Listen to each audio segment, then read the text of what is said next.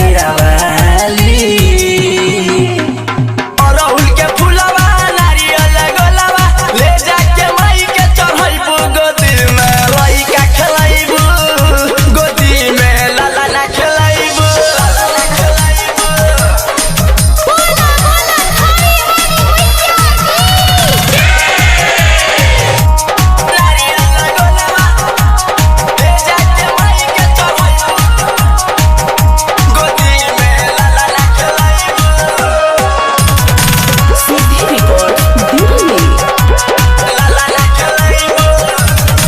ढेर दिन भइल शादी सुनाबा महल हो पूजा पाठ करी हो भौजी मैया दिहे फल हो मैया दिहे हो।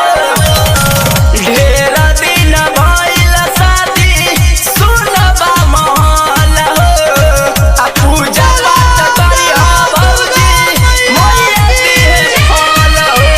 भूखे पियासे नव दिन भूखबू अचरा में फुलवा पैबू गोदी में लइका खेलाइबू गोदी में लाला ना खेलाइबू लाला ना खेलाइबू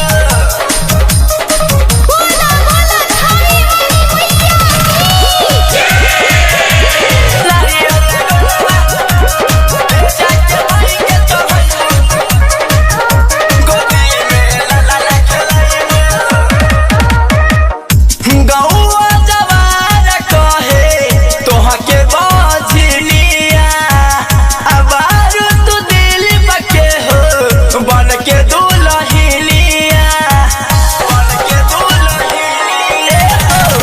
आ गौआ जवार कहे तोहके बझनिया अबारू तू सूजित के हो बन के दुल्हनिया।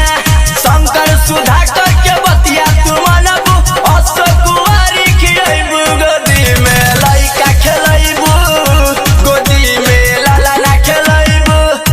दिहे ध्यान मैया सुन हो माई शेरावाली।